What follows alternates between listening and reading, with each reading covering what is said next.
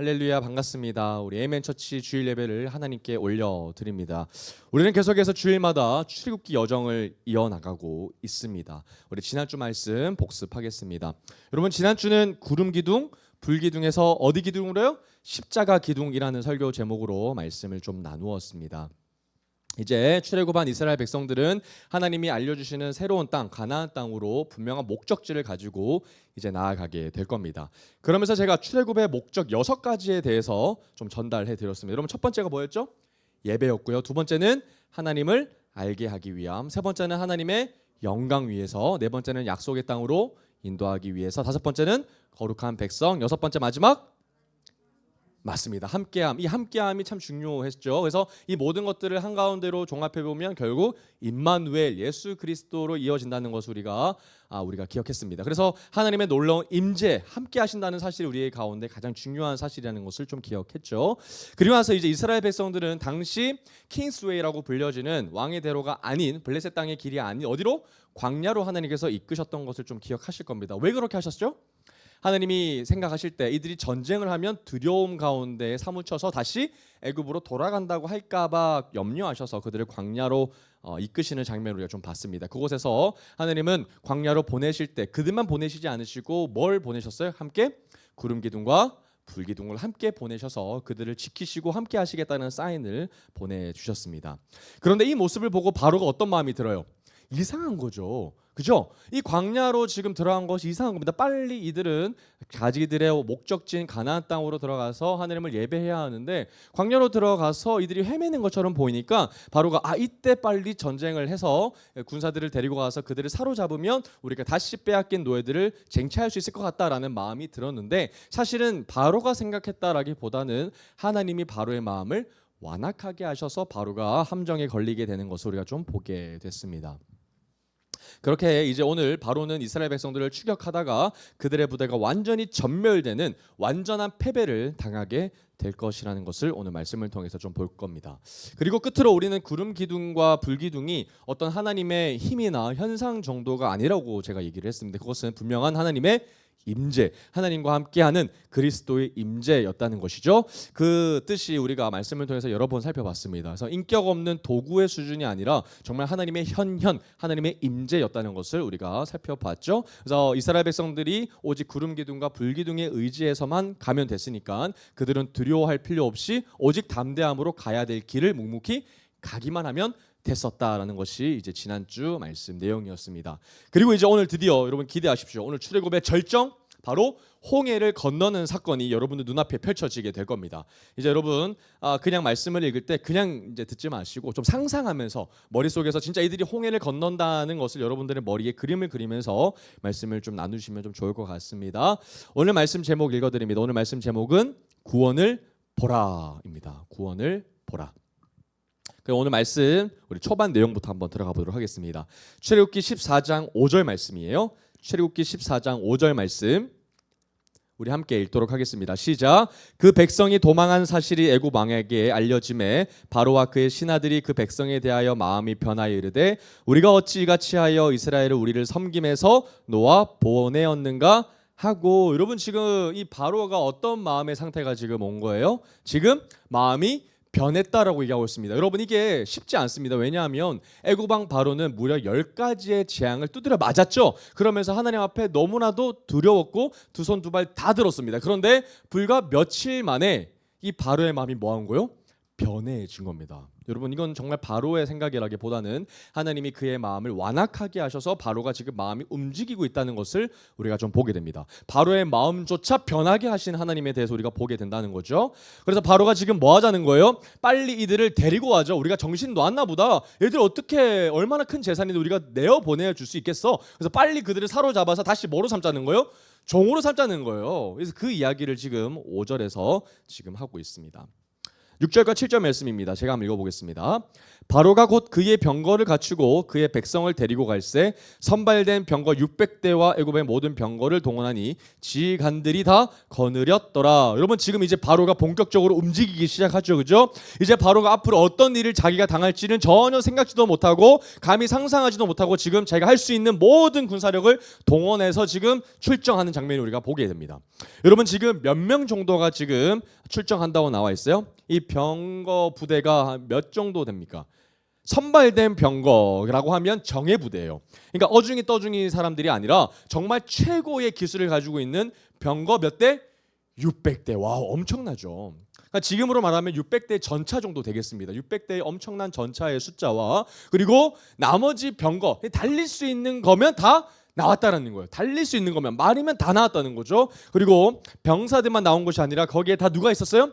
지휘가 상급 지휘관들이 있었다는 거예요. 병사들만 죽은 것이 아니라 군사들의 뭐 상사들, 뭐 장교들, 뭐 다 장군들도 다 나왔다는 거예요. 그러니까 모든 동원할 수 있는 군인들은 전부 출정했다는 거죠. 올인한 겁니다. 오직 그들의 목표는 하나죠. 뭐죠? 탈출한 이스라엘 백성들을 다시 사로잡아서 애굽의 종으로 삼는 것. 이거 하나 때문에 지금 모든 애굽의 군사들은 지금 바깥으로 나오고 있는 장면을 우리가 좀 보겠습니다. 얼마나 신나게 달려왔겠습니까? 그죠? 14장 8절입니다. 여호와께서 애굽 왕 바로의 마음을 완악하게 하셨으므로 그가 이스라엘 자손의 뒤를 따르니 이스라엘 자손이 담대히 나갔음이라. 분명히 나오죠. 애굽 왕 바로의 마음을 하나님이 완악하게 하셔서 이 모든 일들이 가능해졌다라는 것으로 얘기할 수 있습니다. 여러분 아무리 이스라엘 백성이 중요하다고 한들 애굽의 모든 전차를 투입할 만큼 중요해야 안 중요해요? 중요하지 않습니다. 왜냐하면 그 틈에 블레셋이 쳐들어오면 어떡해요? 그죠? 지금 애굽 왕에는 어떠한 국경 수비대도 없습니다. 그 틈에 애굽이 무너질 수가 있단 말이에요. 그래서 그걸 감수하고 나올 필요가 있어요? 없어요? 없습니다. 그냥 애굽에 한 300대만 보내도 충분합니다. 그런데 모든 부대를 다 보냈다는 것은 애굽 왕 바로가 지금 오버하는 거죠. 그렇게 할 필요가 전혀 없습니다. 그런데 하나님께서는 애굽 왕 바로의 마음을 충동하게 하셔서 그렇게 움직이고 계셨다라는 거죠. 그런데 여러분 이스라엘 자손들의 모습은 어떻습니까? 이스라엘 자손의 뒤를 따른 이스라엘 자손이 주눅들며 나갔어요? 담대히 나갔어요? 담대히 나갔어요. 왜 담대히 나갔죠? 아직 그들은 이스라엘 백성들이 애굽 왕 바로가 자기를 쫓아오는 걸 모릅니다. 그러니 담대하게 나갔죠. 왜 담대하게 나갔어요? 그들이 애굽으로부터 말미암아 뭘 가지고 나왔어요? 은금 패물을 취하고 나왔기 때문에 분명히 그들은 승전가를 외치면서 나왔거든요. 그래서 승전가를 부르고 있는 그들의 뒤를 지금 바싹 누가 쫓아가는 거예요? 애굽 왕 바로가 쫓아가고 있는 장면이 여러분들의 머릿속에서 상상하시면 될 것 같습니다. 이제 바로의 최후의 발악이 시작될 겁니다. 9절. 애굽 사람들과 바로의 말들, 병거들과 그 마병과 그 군대가 그들의 뒤를 따라 바알스본 맞은편 비아히롯 곁 해변 그들이 장막 친 데에 미치느라. 여러분 이제 도착했어요. 여러분 이제 이스라엘 백성들이 진치고 있는 베이스 캠프에 지금 애굽의 전차 부대가 딱 도착한 겁니다. 그러면 여러분 지금 이 눈으로 보이는 정도의 가시권에 들어왔다면 애굽 왕도 지금 도착했다는 것을 알고 누구도 알아요? 이스라엘 백성들도 알까요 모를까요? 알죠. 그러니까 서로가 서로를 확인할 수 있을 정도로 굉장히 가까워진 상태라는 겁니다. 이제 긴장이 일어나고 있어요. 10절입니다. 중요한 포인트입니다. 하나 별표 한번 쳐볼까요? 오늘 10절 말씀이 한 중요한 기둥을 차지합니다. 바로가 가까이 올 때에 이스라엘 자손이 눈을 들어 본즉 애굽 사람들이 자기를 뒤에 이른지라. 이스라엘 자손이 심히 두려워하여 여호와께 부르짖었다. 여러분 지금 이스라엘 자손도 자기 눈앞에 목전에 다다른 누구를 본 거예요?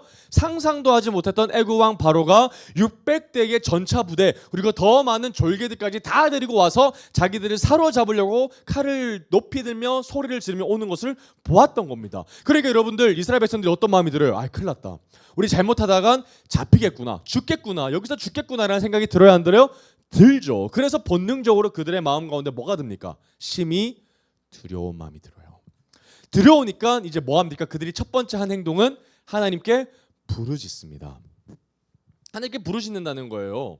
근데 여러분 이스라엘 백성들이 부르짖을 수 있습니다. 그죠? 두려우니까요. 두려우니까 하나님을 부르짖죠. 그죠? 너무 잘한 것처럼 보입니다만은 그렇지 않습니다. 왜죠? 왜 그들이 부르짖으면 안 되죠? 조금 더 그들이 성숙한 믿음을 지길 때 보여야 되거든요. 왜입니까? 이때까지 인도하셨잖아요. 지금껏 인도하셨는데 또 무너지면 안 되죠. 그죠? 그러면 여러분 애굽 왕 바로를 이제 하나님께서 홍해에 수장시키실 텐데 그러면 그 뒤에 또 다른 위기가 오면 또 무너지면 돼요, 안 돼요? 안 돼요. 그죠? 그런데 이스라엘 백성들은 계속 무너집니다. 계속 무너져요.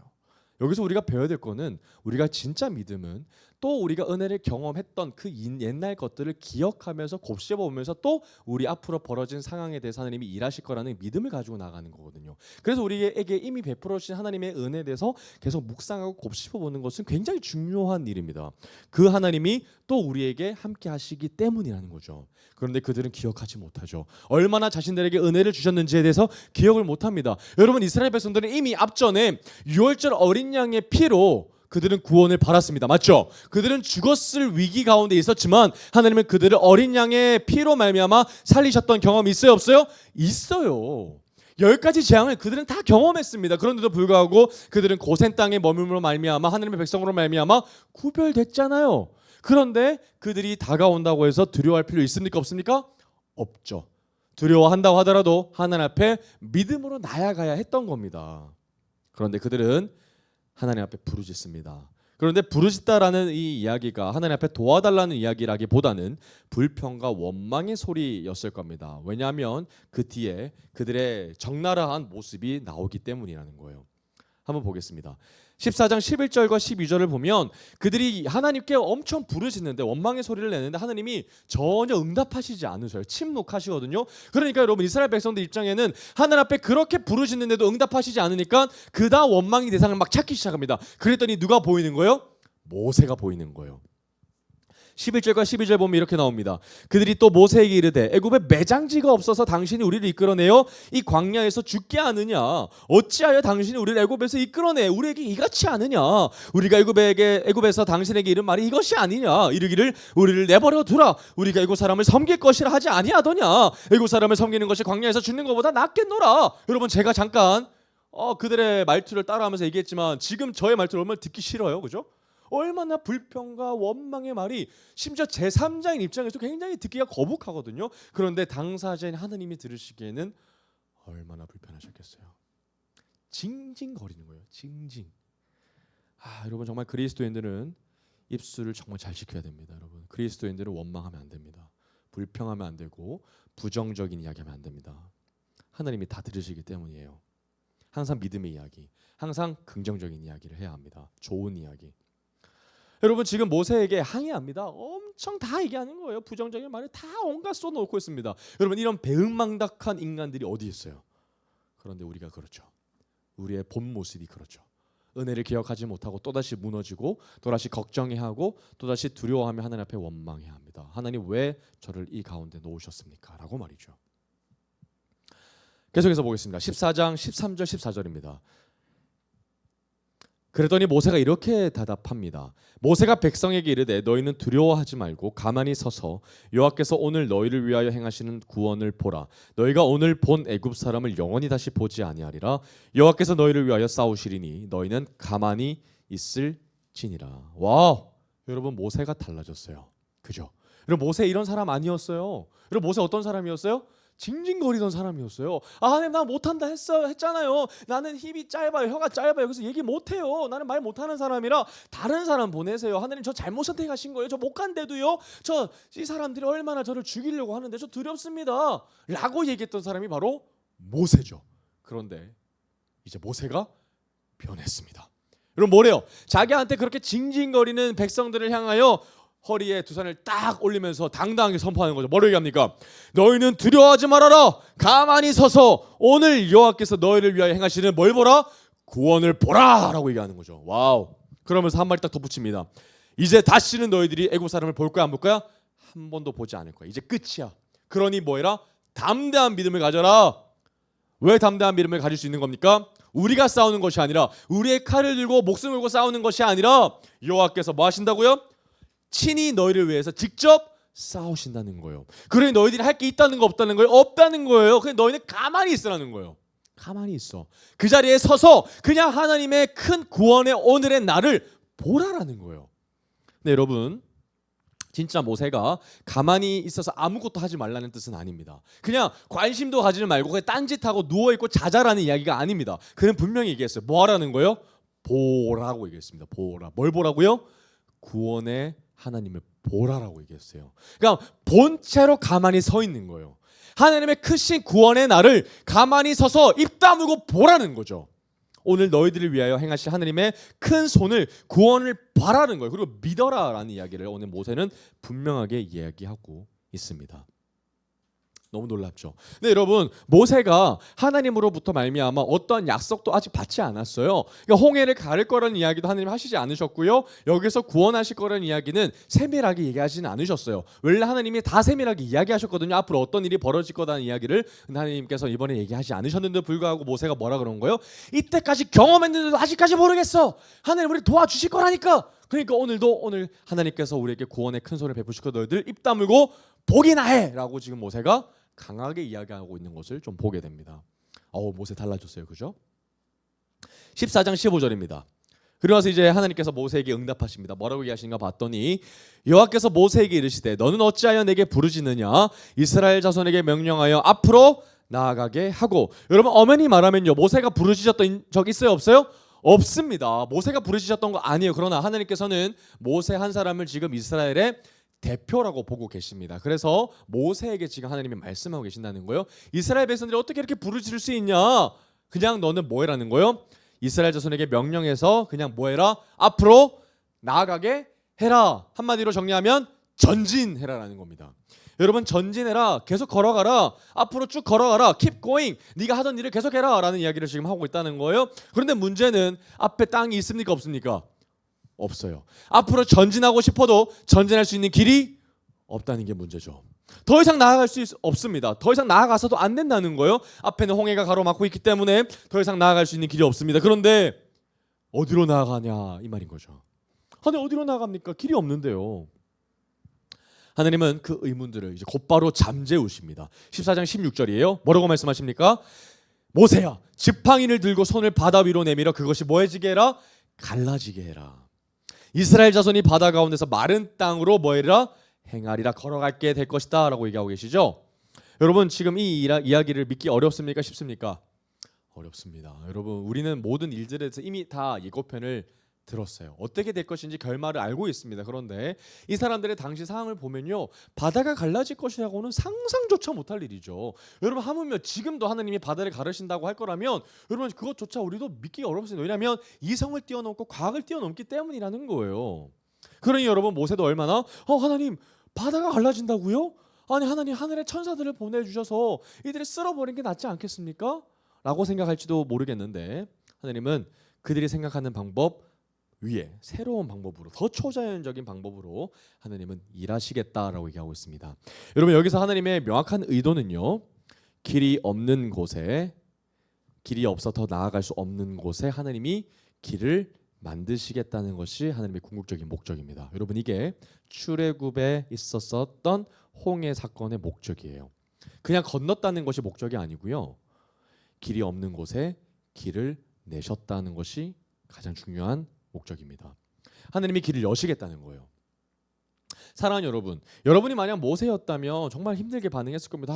정말 우리가 반응했던 것이 기대가 아닌데, 하나님 바다 갈라진 일을 한 번도 본 적이 없는데요. 그거 어떻게 한 일이죠? 심지어 하나님이 초제한적으로 하나님 쪽에서 역사하시는 것이 아니라 나보고 지팡이를 들어서 얘기하라고 하신다는 거예요. 하나님, 나는 능력이 없는데 어떻게 그런 일들이 가능하겠습니까? 라고 충분히 생각할지도 모르겠습니다. 그러나 모세는 지금 변했죠. 그죠? 하나님을 말미암아 온전히 믿고 있습니다. 계속해서 말씀 보겠습니다. 17절 18절. 내가 애굽 사람들의 마음을 완악하게 할 것인즉 그들이 그 뒤를 따라 뭐 할 것이라고요? 들어간대요. 내가 바로와 그의 모든 군대와 그의 병거와 마병으로 말미암아 영광을 얻으리니 내가 바로와 그 병거와 마병으로 말미암아 영광을 얻을 때에야 애굽 사람들이 나를 여호와인 줄 알리라 하시더니, 이제 하나님께서 뭘 알려주시는 거예요? 계획을 알려주시는 거예요. 모세야, 이제 애굽 사람들이 너를 뒤따라갈 거야. 그 새로 난 길을 따라서 너희들이 걸을 것을 보고 이 나머지 전차 부대도 똑같이 바다가 갈려진 그 새 길로 말미암아 따라갈 텐데 그때 내가 일할 거야. 그리고 그날에 이 애굽의 전차 부대로 말미암아 누가 영광을 얻는데요? 하나님이 영광 받으시겠다라는 겁니다. 그러면 모세는 자세한 계획은 잘 알지 못하지만 하나님께서 영광이 되신다고 하니까 그냥 모세는 하나님의 말씀대로 하기만 하면 된다는 겁니다. 놀랄 필요도 없고요. 두려워할 필요도 없고 걱정할 필요도 있습니까? 없습니까? 하나도 없죠. 그냥 하나님이 하라고 하시는 대로만 움직이면 된다라는 거예요. 이제 애굽 사람들을 걱정할 필요 없습니다. 하나님께서 책임지신다고 하셨기 때문이죠. 자, 그러면 이제 하나님의 본격적인 역사가 이제 시작되기 시작합니다. 출애굽기 14장 19절 말씀이에요. 한번 보겠습니다. 자, 이스라엘 진 앞에 가던 하나님의 사자가 그들의 뒤로 옮겨가매 구름 기둥도 앞에서 그 뒤로 옮겼다. 우리 지난주 살펴봤던 말씀입니다. 하나님의 천사로 상징되어졌던 그 하나님의 현현인 구름 기둥이 지금 항상 이스라엘 백성 앞에 있다가 지금 어디로 가는 거예요? 뒤로 갑니다. 그럼 여러분 좀 이상하죠? 왜 뒤로 가지? 앞으로 가셔야 우리가 좀 믿고 갈 것 같은데 뒤로 간다는 거예요. 그러면 여러분 이제부터는 진짜 예수님 없이 하나님의 동행함 없이 진짜 믿음의 발걸음을 내딛어야 되는 걸까요? 진짜 믿음으로 하나님 앞에 우리의 믿음이 가장 중요해서 하나님의 말씀으로 말미암아 나아가게 되는 걸까요? 그렇지 않습니다. 뒤로 가시는 이유가 있어요. 출애굽기 14장 20절입니다. 하나님 우리를 떠나시려고 뒤로 가시는 게 아닙니다. 출애굽기 홍해에 우리를 몰아넣으시려고, 우리의 믿음을 테스트하기 위해서 우리를 몰아넣으시려고 구름이 뒤로 움직이는 것이 아니라 목적이 있으셔요. 구름이 어디로 이동하냐면 애굽 진과 20절이요. 애굽 진과 이스라엘 진 사이에 뭐예요? 구름 기둥이 이동이 됩니다. 그러니까 여러분 지금 이스라엘 진이 가장 앞에 서게 되고요. 그리고 구름 기둥, 그리고 그 뒤에 누가 있는 거예요? 애굽의 전차 부대가 있는 겁니다. 여러분 지금 당장 위기는 어디예요? 홍해 바다가 아니라 어디입니까? 전차 부대죠. 그죠? 전차 부대가 그들에겐 더 큰 두려움이라는 거예요. 그러면 하나님이 오히려 다시 뒤로 가심으로 말미암아 이스라엘 백성들 다시 앞에 서셨다라고 볼 수 있는 거죠. 와우, 놀랍습니다. 그런데 여러분 더 놀라운 것, 이게 어떻게 된 일이냐? 진사에 이르러 서니 저쪽에는 구름과 흑암이 있고 이쪽에는 밤이 밝음으로 밤새도록 저쪽이 이쪽에 가까이 하지 못하였더라. 한번 밑줄 꺼볼까요? 밤새도록 저쪽이 이쪽에 가까이 못하였더라. 여러분 이거 지금 어떻게 된 일이에요? 지금 구름 기둥이 이스라엘 백성 딱 뒤로 가면서 사실은 홍해보다 더 중요한 애굽의 전차 부대가 있는 곳 앞으로 이동하시면서 이스라엘 백성들을 보호해 주시기 위해서 하나님이 그로 이동하셨는데 문제는 이제 구름 기둥이 거기 있음으로 말미암아 이쪽과 저쪽 땅이 뭐가 됩니까? 구별돼요. 와, 여러분 이거 많이 어디서 보지 않았어요? 그죠? 애굽의 재앙 가운데에 흑암이 있을 때 이쪽에는 어둠이 있었고 저쪽에는 빛이 있었죠. 바로 그 땅이 어디 땅입니까? 고센 땅이죠. 그래서 고센 땅에는 빛이 있었더라라는 이야기가 다시 한 번 더 재현되고 있다는 거예요. 너무 놀랍습니다. 누구를 기준으로 말미암아 그 일이 일어나고 있는 거예요? 구름 기둥이에요. 그러니까 구름 기둥으로 말미암아 한쪽에는 어둠이, 한쪽에는 빛이 있죠. 한쪽에는 생명이 있고 한쪽에는 죽음이 있고 한쪽에는 양이 있고 한쪽에는 염소가 있는 거죠. 누구를 기준으로? 구름 기둥, 예수 그리스도로 말미암아. 할렐루야. 오늘도 구별하고 계신다라는 겁니다. 여러분 이 사항이 왜 중요하냐면요. 여러분 이제 홍해가 갈라지게 될 겁니다. 그런데 홍해가요 지팡이를 모세가 딱 칠 때 바로 즉시 갈라지는 게 아니에요. 시간이 필요합니다. 동풍이 불러서 이제 밤새 동안 바람이 불러짐으로 말미암아 그 다음날 아침에 이동하게 될 거란 말이죠. 그러면 어떤 시간이 필요한 거예요? 밤새라는 시간이 필요한 거예요. 그런데 문제는 지금 목전 앞에 누가 와 있어요? 애굽의 전차 부대가 와 있어요. 그러면 밤새 동안 기다릴 여유가 있어요? 없어요? 없어요. 그런데 여러분 한 번도 우리는 영화 가운데 애굽의 전차 부대가 바로 그 즉시 당도했던 것을 보지 못했습니다. 마치 우리 영화 보는 것처럼 히어로가 변신할 때 악당이 뭐 하고 있어요?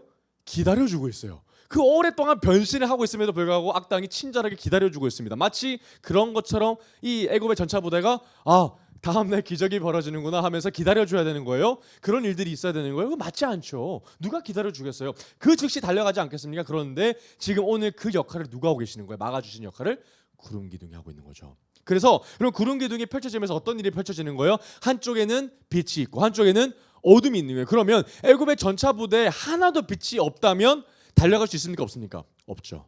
여러분 말이 달려갈 수가 없습니다. 보이지 않는데 어떻게 달려가요? 어떤 방향인지 모르는데 어떻게 달려갑니까? 그죠? 여러분 지금도 우리가 눈을 가리고 뛰어간다고 하면 우리는 두려움에 못 달려갑니다. 뭐가 앞에 있을 줄 알고. 그죠? 지금 그 상황을 하나님이 펼치고 계신다는 겁니다. 그러면 이 구름 기둥으로 할 말미암아 언제 다시 애굽의 전차 부대를 보이게 하시겠어요? 빛이 주시겠습니까? 그 다음 날이죠.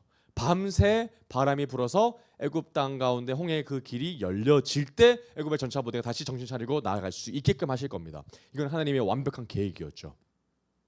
그러니까 여러분, 성경에 어떠한 것도 말이 안 되는 건 없습니다. 다 이유가 있어요. 다 하나님이 계획하셨고 지금 펼쳐 나가고 계신다는 거죠. 이 전략인 겁니다. 자, 그리고 나서 이제 애굽의 전차 부대를 우리가 여러분 상상하면서 이제 14장 21절로 한번 가보겠습니다.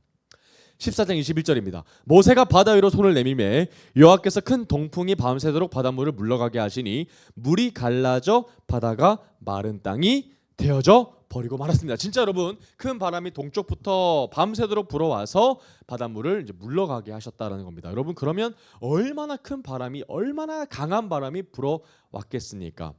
놀랍게도 이 바람은 우리가 메뚜기 부대가 왔을 때의 그 근원의 바람이거든요. 동쪽에서 바람이 불렀었던 그 바람이 지금 또 한 번 부르고 있습니다. 역시 하나님께서 하셨던 일이라는 것을 증명하고 계시거든요. 이제 홍해 바다가 어떻게 됐다고요? 마른 땅이 됐습니다. 뭐가 생긴 거예요? 길이 생긴 거예요. 길이. 분명 그곳에는 더 이상 길이 없었어요. 어떤 길도 없었는데 그저 바다로 들어가서 수장될 인생이었는데, 죽었던 인생이었는데, 이제 하나님은 뭐 하셨다고요? 바다 가운데 길을 열어주셨죠. 바다를 가르셨죠. 그럼 이제 백성들은 열려진 길을 보고, 새롭게 만들어진 길을 보고 뭐 하면 돼요? 그 길을 따라서 걷기만 하면 되는 거예요. 맞죠? 14장 22절입니다. 이스라엘 자손이 바다 가운데를 뭐로 걸어갔다고요? 육지로 걸어갔어요. 육지로. 그리고 물은 그들의 좌우에 뭐가 됐어요? 벽이 됐어요. 물벽이 생긴 거죠. 물벽. 그래서 디즈니 애국 왕자, 이집트 왕자를 보면 이 장면이 많이 잘 좀 연출이 되어 있습니다. 그래서 꼬맹이들이 이 벽 보고 상어가 지나가는 거 보면서 와 하면서 이런 장면들도 좀 있거든요. 그래서 물벽이 만들어지고요. 그 사이에 길이 생겨서 이제 그 길로 이제 걸어가는 장면이 나오게 됩니다. 여러분, 이것은 불가능한 일이죠. 정말 초자연적 하나님의 역사입니다. 양쪽에 벽이 생겼다고 생각해 보시면 정말 얼마나 큰 일이 일어났는지를 여러분 생각하실 수 있을 것 같습니다. 자, 그러면 여러분, 이때 제가 생각이 나는 사람들은 바로 아까 조금 전에 불평했던 사람들이었거든요. 여러분, 이 사람들은 어떤 표정으로 그 길을 걸어갔을까 싶습니다. 여러분, 우리도 마찬가지죠. 하나님 앞에 어떤 문제 앞에서 그렇게 불평 불만하다가, 그렇게 걱정하다가 하나님이 어느 날 갑자기 우리에게 은혜를 베풀어 주셔서 그 일이 해결되면요, 여러분, 우리는 어떤 반응으로 갑니까? 하나님 앞에 그렇게 불평불만했던 우리의 모습이 참 부끄럽다, 이런 생각이 들어야 되거든요. 그런데 참 잘 빨리 있는 것 같습니다.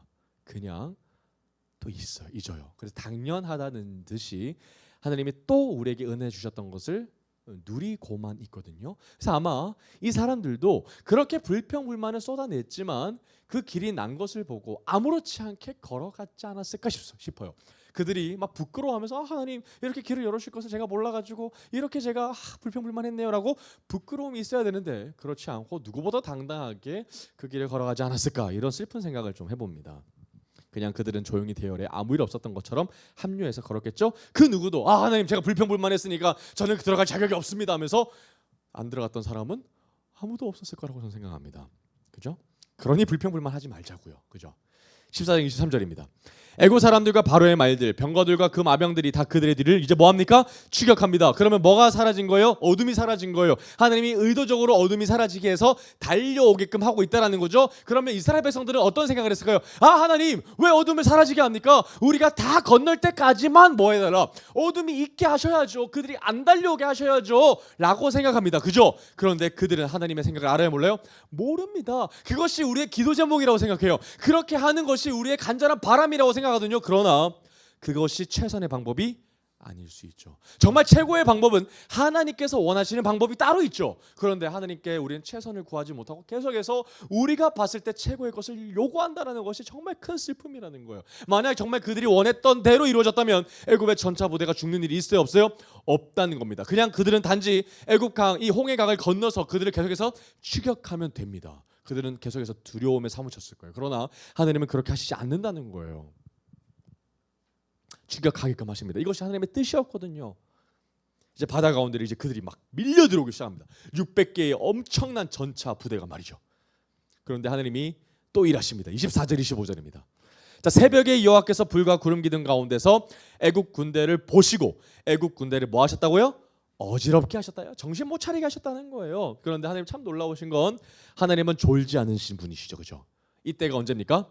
새벽입니다. 와우. 하느님은 한 번도 조신 적이 없으시고 그들을 불꽃 같은 두 눈동자로 지켜보고 계셨다는 거예요. 25절 또 일하십니다. 그들의 병거 바퀴를 뭐 하셨다고요? 벗기셨다는 거예요. 여러분 이게 좀 상상이 안 된답니다. 저는 여러분 지금도 전차 부대가 진격해 오는데 하나님께서 전차 부대 바퀴를 쏙쏙 빼신다면 전차 부대가 어떻게 달려올 수 있겠어요, 그죠? 전차 부대 바퀴가 제일 중요한데 바퀴를 하나님이 벗기셨대요. 부수셨다고 하지 않고요, 그냥 벗기셨대요. 여러분 그러면 얼마나 그게 어이가 없어요, 그죠? 디즈니에서는 이 장면이 여러분 이 돌부리에 부딪혀가지고 바퀴가 막 부셔지는 장면으로 나오는데 저는 그렇게 연출하지 않을 것 같습니다. 그냥 바퀴가 그냥 쏙쏙쏙 벗겨지는 거죠. 그냥 본체만 덩그레 남는 거예요. 그럼 이게 얼마나 황당하겠어요, 그죠? 달려가고 싶어도 달려갈 수 없는 지경에 이르게 된 거예요, 여러분. 정말 하나님은 위트 있게 일하시거든요. 바퀴를 벗겼다. 달리기가 어렵죠. 애굽 사람들이 이르되 이스라엘 앞에서 우리가 도망하자 여호와가 그들을 위하여 뭐 하신다는 거예요? 싸우신다라고 지금 누가 판단한 거예요? 애굽 사람들이 전차 부대가 판단한 거예요. 그러니까 열심히 달려가다가 뭐가 벗겨지는 거 보고 바퀴가 벗겨지는 거 보고 야 이건 뭔 일이야 이게. 바퀴가 가만히 있다 어떻게 이게 600개가 다 벗겨질 수가 있어. 야 그럼 우리 빨리 도망가야 돼. 빨리 도망가야 돼. 우리의 손에 지금 칼이 있다고 할지라도 우리가 군인이라고 할지라도 지금 누가 도우시기 때문에 하나님이 여전히 이스라엘 백성들을 떠나지 아니하시고 도우시기 때문에 이거 승산이 없다. 야 빨리 도망가자라고 지금 애굽 사람들이 결의한 겁니다. 그들에게 뭐가 생긴 거예요? 두려움이 생긴 겁니다. 여러분 이스라엘 백성들이 이 모습을 보고 얼마나 신기했겠습니까? 그죠? 애굽 사람들은 분명히 이스라엘 백성들이 여전히 하나님과 함께 하신다는 사실을 보고 뭐 한 거예요? 두려움이 생겼다는 겁니다. 애굽 사람들의 입장에서는 가장 큰 두려움이 뭐예요? 그들의 수가 아니라 뭡니까? 하나님이 여전히 그들과 함께 하신다는 사실 때문에 그들이 가장 큰 두려움이 생겼다는 거예요. 그러면 여러분 반대로 이스라엘 백성들이 여전히 두려워하지 않고 담대한 마음으로 나아갈 수 있는 이유가 뭐예요? 그들의 수가 아니라 여전히 우리와 함께 하시는 하나님 때문이라는 거예요. 할렐루야. 여러분 이게 키죠, 키. 우리가 함께 하시는 그 하나님의 은혜가 누군가에게는 대적들에게는 가장 큰 두려움이 될 수 있다는 겁니다. 이제 그러면 이스라엘 백성들은 계속해서 걸어가기만 하면 됩니다. 신경 쓸 필요 없죠. 출애굽기 14장 26절입니다. 한 번 더 하나님이 명하십니다. 여호와께서 모세에게 이르시되 내 손을 바다 위로 또 내밀어라. 그리고 물이 애굽 사람들과 그들의 병거들과 마병들 위에 다시 뭐하게 하라?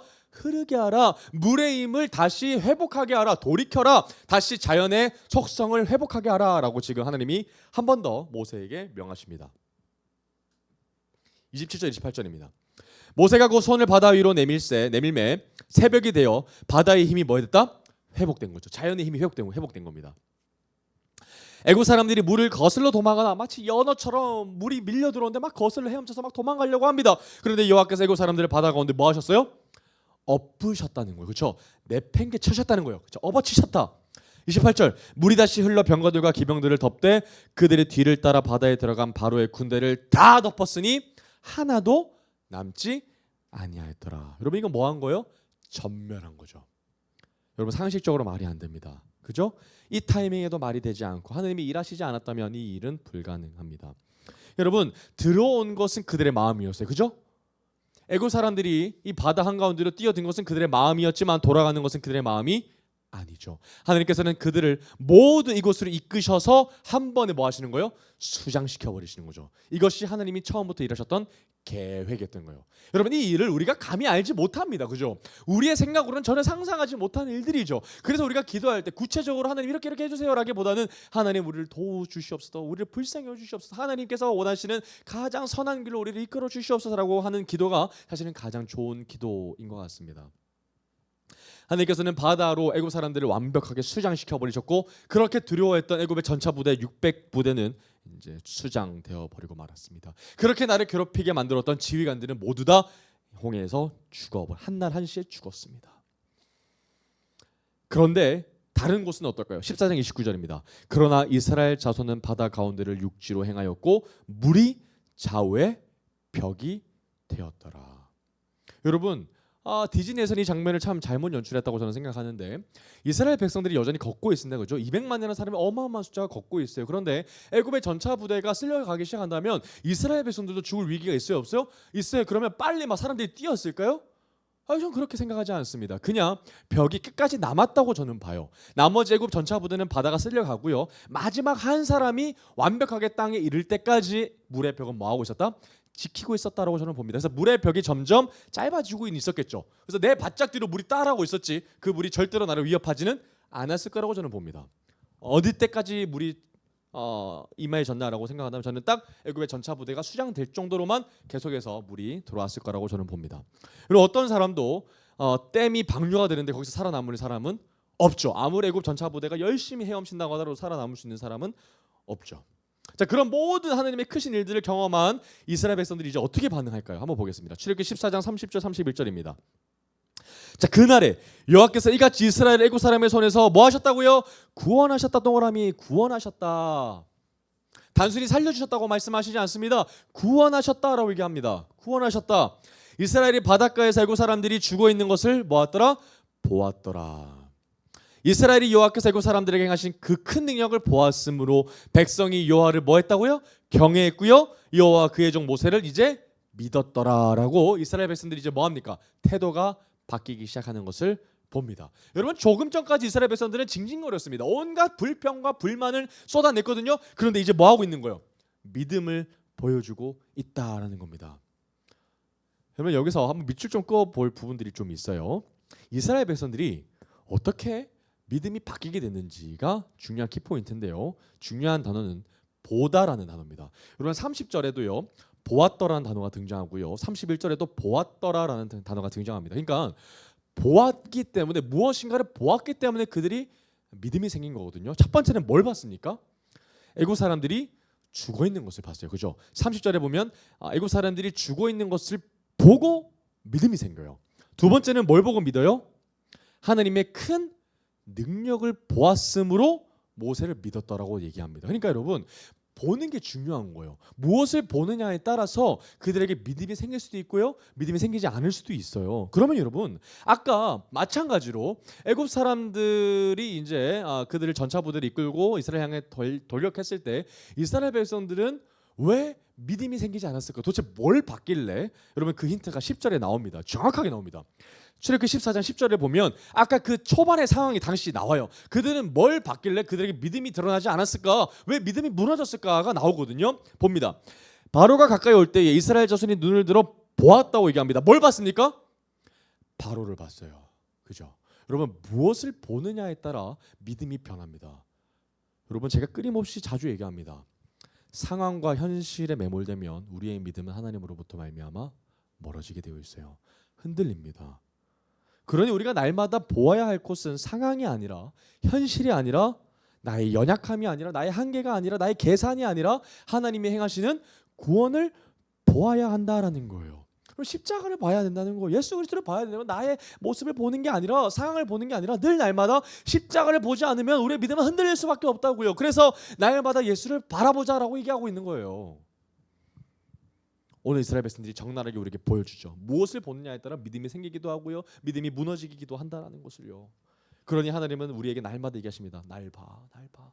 네 눈앞에 있는 상황과 현실을 보지 말고, 전차 부대를 보지 말고, 죽었다라는 상황 보지 말고, 홍해 바다 보지 말고 날 봐, 날 봐. 그러면 뭐 할 거라는 거, 하나님이 오늘 너에게 구원의 손을 베풀어 주실 것이다 라고 얘기하고 계신다는 겁니다. 그래서 모세가 오늘 다시 한번 얘기하죠. 14장 13절 14절입니다. 모세가 백성에게 이르되 너희는 두려워하지 말고 가만히 서서 여호와께서 오늘 너희를 위하여 행하시는 구원을 뭐라는 거예요? 보라라는 거예요. 뭘 보라는 거예요? 구원을 보라는 거예요. 상황과 현실 보지 말고 뭘 보라? 구원을 봐라. 오늘 너희들에게 행하신 하나님의 역사를 봐라. 그러면 이제 다시는 너희들을 두려워하게 하는 그 모든 것들을 너희들로부터 말미암아 떠나게 하실 거다라는 얘기하시고 있는 거죠. 그러니 너희는 오늘 가만히 있어라, 보기만 해라 라고 얘기하고 계신다라는 겁니다. 오늘 말씀 너무 놀라운 이야기가 선포되고 있죠. 그런데 여러분, 놀랄 일은요 여기서 끝나지 않습니다. 하나님의 마음은요, 하나님의 일하심은 이제 본격적으로 드러나기 시작합니다. 여러분, 단순히 홍해를 하나님이 건너게 하셨다라는 것은 정말 표면적인 일입니다. 그 밑에 어마어마한 하나님의 뜻이 숨겨져 있거든요. 여러분, 그들에게는 애당초 가나안 땅으로 인도하게 하셨던 이유가 없으셨어요. 그죠? 가나안 땅에 그들이 잘 먹고 잘 살게 하기 위해서 출애굽을 하게 하신 것이 아니라 아까 우리가 다시 기억했던 6가지 이유가 있었죠. 결국 그들의 목적은 뭐 때문이었어요? 임마누엘이죠. 하나님과 그들이 함께 하신 그 임마누엘 함께 한다라는 것이 그들에겐 가장 중요한 목적이었는데, 하나님은 홍해 이 사건을 통해서 그들에게 하나님이 마음을 드러내 주고 계신다는 것을 여러분들이 기억하시면 좀 좋을 것 같습니다. 여러분, 분명히 그들에게는요 길이 있었어요, 없었어요? 길이 없었습니다. 눈앞에는 홍해가 가로막고 있었어요. 도망갈 곳이 있었어요, 없었어요? 없었어요. 여러분, 그들은 죽은 목숨이었어요. 하나님이 도우시지 않으면, 하나님이 길을 열어주시지 않으면 그들은 죽은 목숨이나 다름없었다는 거거든요. 그런데 그때 하나님께서 뭘 열어주신다는 거예요? 길이 없는 곳에 길을 열어주신다는 거예요. 길을 내어주신다는 거예요. 그래서 우리가 찬양 노래 중에 뭐가 있어요? 웨이메이커가 있죠. 하나님께서 뭘 열어주신다? 길을 만들어주시고 열어주신다라는 찬양이 우리에게 있습니다. 길을 만드시는 주, 그죠? 그런데 놀라운 것은 하나님께서는 우리에게 길을 열어주시는 정도가 아니라 하나님께서는 우리에게 스스로 길이 되어주신다는 사실입니다. 아멘. 말씀 한번 찾아보겠습니다. 요한복음 14장 6절입니다. 요한복음 14장 6절 말씀입니다. 요한복음 14장 6절.